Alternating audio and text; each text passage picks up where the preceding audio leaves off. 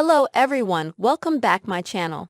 Gene Hackman and wife were joined at the hip, trained to fly together.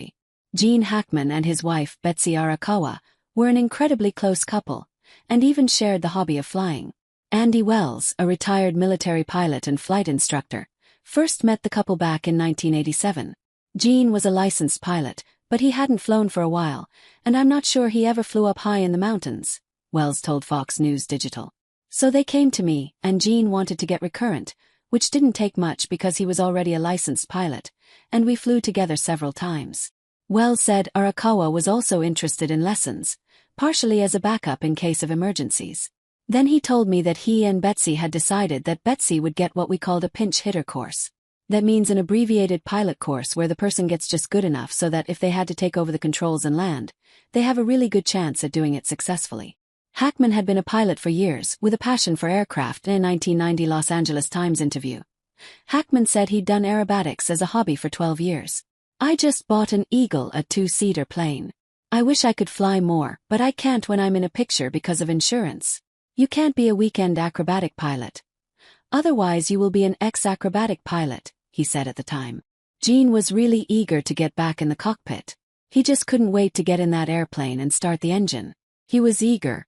He loved airplanes. He loved flying, Wells said. He added, he was good. He was a licensed commercial pilot. He had the moves. According to Wells, Arakawa showed a similar interest and ability in flying. It was great. She was so focused, he said of giving her lessons. And she was so sweet and beautiful and smart. Wells is an amateur pianist and was just in awe of Arakawa, a professional pianist. I have a baby grand, and she played my piano like I'd never heard it played before. And it was absolutely awe-inspiring, he shared. Regarding flying, Wells said, she was just good all around. She was great. And so Betsy stuck with it. Unlike so many people who start the pinch hitter course, she kept coming back, and she finished it. After the couple's successful lessons with Wells, they would occasionally meet for other activities in the Santa Fe area. I would bump into him around town, and eventually I think he joined the El Gancho Swim and Tennis Club. And then he and I became tennis buddies. And that was an experience. Wells noted Hackman had a lot of physical strength too.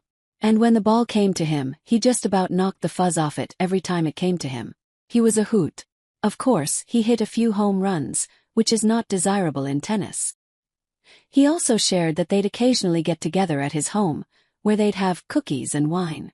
Gene didn't actually drink anything. He always asked for fruit juice or water.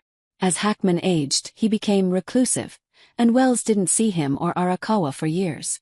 The two of them were joined at the hip practically. So, if he became reclusive, I think she did too. And she was very quiet. Anyway, if she went out on her own and was in the same grocery store with me, it would be easy to not see her. She was small and quiet and very, very focused. I thought she was great.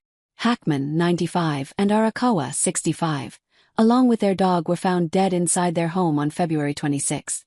The Santa Fe County Sheriff's Department deemed the deaths suspicious and began an investigation.